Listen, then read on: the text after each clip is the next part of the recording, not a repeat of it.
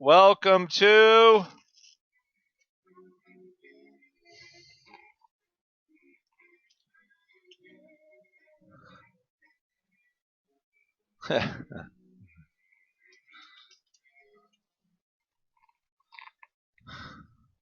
All right, everybody. Welcome to Option Pit. This is your home for options education and trading. It is I, Andrew Giovinazzi, Chief Operating Officer of OptionPit.com. Again, blog yesterday about Greece, looking for those new volos we had after the close. And generally, like I said, you got a willing seller on the close. And every once in what that sometimes, right? Especially when you're looking at trading volatility products, you get to sell the next day, right? So we have what, right? They're marking down volatility. At least the futures are dropping as much as they can. Given you've got now crazy steep contango here, crazy steep. We'll probably look at some positions in the chat today to sort of take advantage of this. But you've got now VIX in the 11 handle on the monthly. VIX, the weeklies are still a little higher. Remember, because of they changed the VIX a little bit. Right, so you still got, look at the term structure, like 9 volatility now all of a sudden, right? So you're still looking at slightly higher vol right here, but they have totally annihilated the short end of the term structure here. Okay, basically, they're like, the market's not moving anymore. Market's all done moving. 9% vol at the money. I think last week that July 24 vol was probably, we were looking at what, 16%? So huge drop at this point.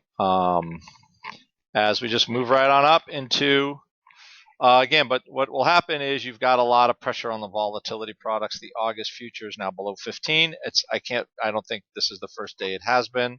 So futures are coming in, the question is now it's how these VIX levels really hold here. So I think we have some more voting to come in with the European Parliament. That could be a next leg down. And you could start seeing, I'd be surprised though, if that July goes to like below 13. That is pretty big. That's a pretty big vol is over, at least for this cycle as we wait for earnings. Bad earnings can turn it around. Or even if we sell off a little bit here, VIX cash can turn around. But right now, just think of it this way. With our cash in between 11.5 and 12, the future about $1 over. I mean, it's definitely building in any rise back to 12.5, 13. But I don't expect a lot out of these things unless you have we need like a real sell-off here. And that's that. So as far as what are the trades we're going to start looking at? More time spreads again. Maybe even looking at index time spreads again. We could get one more leg down in vol.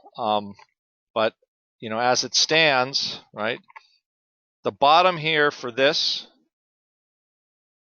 I think a sell-off is like, at this point would be like, you won't see the VIX move unless we have more than like a 0.75% sell-off.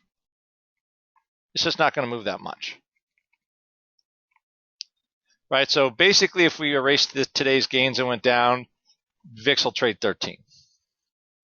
And whatever money you have in like vol products will go away, right? Whatever the dollars you have in some of the vol products. So what I'm doing is, I'm just keeping an aggressive stop. What the idea is, right? Because you just keep an aggressive stop. If we just back off a little bit, right? I'm going to start, I start dumping some of what I got, and that's it.